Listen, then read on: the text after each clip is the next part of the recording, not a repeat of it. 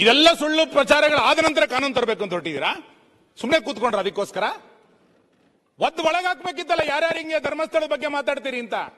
ಸರ್ಕಾರಕ್ಕೆ ನಾನು ಶಬಾಸ್ಗಿರಿ ಯಾವಾಗ ಕೊಡ್ತಿದ್ದೆ ಅಂತಂದ್ರೆ, ಒಬ್ಬ ಧರ್ಮಸ್ಥಳದ ಬಗ್ಗೆ ಮಾತಾಡಿದಾಗ, ಒಬ್ಬ ಮಂಜುನಾಥನ್ ಫೋಟೋ ಹಾಕೊಂಡು ಮಾತಾಡಿದಾಗ, ಒಬ್ಬ ಕುಟುಂಬದ ಬಗ್ಗೆ ಮಾತಾಡಿ ಅವಹೇಳನ ಮಾಡಿದಾಗ ಪೊಲೀಸ್ ಸ್ಟೇಷನ್ಗೆ ಒದ್ದು ಒಳಗಾಕಿ ಹುಷಾರ್, ಹಿಂದೂ ಧಾರ್ಮಿಕ ಕೇಂದ್ರದ ಬಗ್ಗೆ ಮಾತಾಡಿರೋ ಹುಷಾರ್ ಅಂತ ಹೇಳಿದ್ರೆ ಹೌದಪ್ಪ ಅಂತ ನಿಮ್ ಸರ್ಕಾರನ ಹೇಳ್ತಾ ಇದ್ದೆ. ನೀವು ಅಸಹಾಯಕರಾಗಿ ಕೂತ್ಕೊಂಡಿದ್ದೀರಿ ಇಡೀ ಸರ್ಕಾರ. ಯಾರು ಏನ್ ಬೇಕಾದ್ರೂ ಮಾಡಿ, ನನಗೆ ಹೇಳಿದಲ್ಲ, ಬಾಹುಬಲಿ ಬೆಟ್ಟ ತನಕ ಹೋಗಿದ್ರಿ ನೀವು ಗುಂಡಿ ತೆಕ್ಕೊಂಡು. ಇದಕ್ಕಿಂತ ಒಂದು ಅಪಮಾನ ಬೇಕೇನೋ ಒಂದು ಕ್ಷೇತ್ರಕ್ಕೆ? ಬೇಡ, ಆಮೇಲೆ ನಾನು ಈಡಾಗಿಲ್ಲ ಸರ್, ಈಡಾಗಿಲ್ಲ, ಆಮೇಲೆ ಮಾತಾಡ್ತೀನಿ. ನೀವು ಇಷ್ಟೆಲ್ಲ ಮಾತಾಡ್ಬೇಕಾದ್ರೆ ಇವತ್ತು ಈ ಕಳಕಳಿಯನ್ನು ತೋರಿಸೋದೇ ನೀವು? ಇವತ್ತು ಇಡೀ ರಾಜ್ಯದ ಜನ ಆಕ್ರೋಶಿತ ಪರ ಆಗಿರೋ ಕಾರಣಕ್ಕೆ ಈಗ ನೀವು ಕಳಕಳಿಯನ್ನು ತೋರಿಸ್ತಾ ಇದ್ದೀರಿ. ಇವತ್ತು ಇಡೀ ರಾಜ್ಯದ ಜನ ರಸ್ತೆಗೆ ಬಂದಿದ್ದಾರೆ.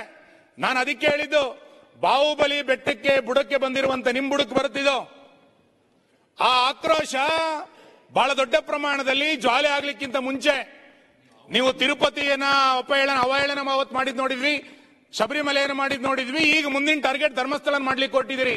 ನಾಳೆ ಇನ್ನೇನು ಟಾರ್ಗೆಟ್ ಮಾಡ್ತೀರಾ ಗೊತ್ತಿಲ್ಲ. ಇದೊಂದು ಗ್ಯಾಂಗ್, ಇದು ಅಪಪ್ರಚಾರ ಮಾಡ್ಕೊಂಡು ಮುಂದಕ್ಕೆ ಹೋಗುವಂತ ಒಂದು ಗ್ಯಾಂಗ್ ಇದು.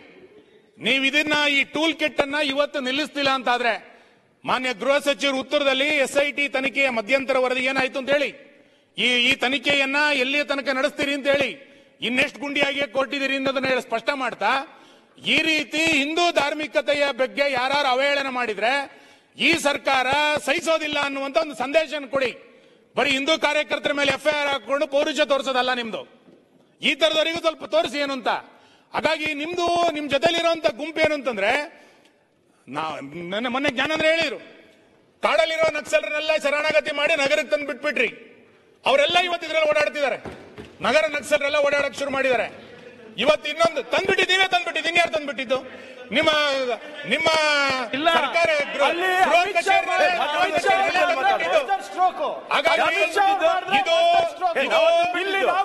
ಕಾಂಗ್ರೆಸ್ ಪಕ್ಷದ ಅಜೆಂಡಾ ಯಾಕೆಂದ್ರೆ ನಡೆದಿದೆ. ಈಗ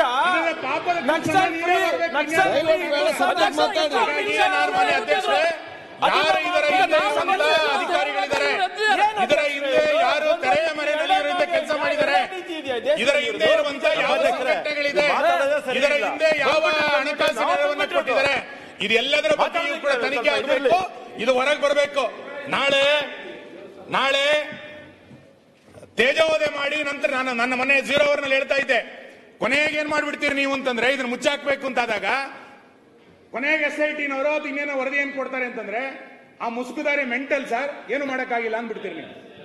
ಕೊನೆಗೆ ಇದೇ ಮಾಡೋದು ನೀವು. ಅವನಿಗೆ ಮೆಂಟಲ್ ಟ್ರೀಟ್ಮೆಂಟ್ ಬೇಕಾಗಿದೆ, ಅವನು ಏನೇನೋ ಹೇಳ್ದ, ಅವತ್ತೇನೋ ಅಚಾನಕ್ ಆಗಿ ನಡೆದೋಗ್ಬಿಟ್ಟಿತ್ತು ಅಂತೇಳಿ ನಿಮ್ಗೆ ಕಾಂಟ್ಯಾಕ್ಟ್ ಮಾಡ್ತೀರಿ. ಅಂದ್ರೆ ಇಡೀ ರಾಜ್ಯ ಮೆಂಟಲ್ ಮಾಡ್ಲಿಕ್ಕೆ ಹೊರಟ್ಬಿಡ್ತೀರಿ ನೀವು. ಹಾಗಾಗಿ ಇದು ಯಾವುದಕ್ಕೂ ಅವಕಾಶ ಕೊಡದಲೆ ಇದರ ಭಾವನೆಗಳಿಗಾಗಿರುವಂತ ಹಾನಿಗಳನ್ನ ಯಾರು ಆ ಹಾನಿಯನ್ನು ಸರಿ ಮಾಡ್ಕೊಳ್ಳೋದು ಯಾರು? ಹಾಗಾಗಿ ತಕ್ಷಣ ಸರ್ಕಾರ ನಿಮ್ ಇಡೀ ಮಂತ್ರಿ ಮಂಡಳ ಹೋಗಿ ಧರ್ಮಸ್ಥಳದ ಕ್ಷಮೆಯನ್ನು ಯಾಚಿಸ್ಬೇಕು ನೀವು. ಹೌದು, ನಮ್ ಕಡೆ ತಪ್ಪಾಗಿದೆ, SIT ರಚನೆ ಮಾಡಿ ಅಪಪ್ರಚಾರ ಮಾಡಿ ಸುಮ್ಮನೆ ಕೂತ್ಕೊಂಡಿದೀವಿ ಅಂತ ಚರ್ಚೆ ನಿಮ್ಮ ಸರ್ಕಾರದ ಬಗ್ಗೆ, ಹೌದಪ್ಪ ನಮ್ಮ ಧಾರ್ಮಿಕ ಕ್ಷೇತ್ರದ ಬಗ್ಗೆ ಈ ಸರ್ಕಾರಕ್ಕೂ ಕೂಡ ನಂಬಿಕೆ ಇದೆ ಎನ್ನುವಂತ ವಿಶ್ವಾಸ ನಿರ್ಮಾಣ ಆಗುತ್ತೆ. ಹಾಗಾಗಿ ಒಂದು ವಿಶ್ವಾಸದ ಹೆಜ್ಜೆಯನ್ನ ಸರ್ಕಾರ ಇಡಬೇಕು. ಇನ್ನ ಯಾವುದೇ ವ್ಯಕ್ತಿ, ಯಾವುದೇ ಸಂಘಟನೆ, ಯಾವುದೇ ಪಿತೂರಿ ಹಿಂದೂ ಧಾರ್ಮಿಕ ಕ್ಷೇತ್ರದ ಬಗ್ಗೆ ಅವಹೇಳನ ಮಾಡುವಂತ ಪ್ರಕ್ರಿಯೆಗೆ ನೀವು ಒಂದು ದಿಟ್ಟ ಹೆಜ್ಜೆಯನ್ನ ಸರ್ಕಾರ ಇಡಬೇಕು ಅಂತೇಳಿ ನಾನು ಆಗ್ರಹಿಸ್ತೇನೆ. ಸನ್ಮಾನ್ಯ ಅಧ್ಯಕ್ಷರೇ, ನಾವು ರಾಮಲಿಂಗ ರೆಡ್ಡಿ ಧಾರ್ಮಿಕ ಸಚಿವರು ಆಮೇಲೆ ಉತ್ತರ ಕೊಡ್ಲಿ, ಉತ್ತರ ಆಮೇಲೆ ಕೊಡ್ಲಿ, ಅವರು ಉತ್ತರ ಕೊಡ್ಲಿ ಆಮೇಲೆ. ಮೈಕ್ ಯೂಟ್ಯೂಬರ್ಸ್ ಮೇಲೆ ಏನಾಗಿತ್ತು, ಟಿಕೆಟ್ ಮಾಡಿದ್ಯಾರು, ನಾವು ಮಾಡಿದ್ದು, ಹೈಕೋರ್ಟ್ ಮಾಡಿದ್ದದು. ಅದರಿಂದ ನಮ್ಮ ಗೃಹ ಮಂತ್ರಿ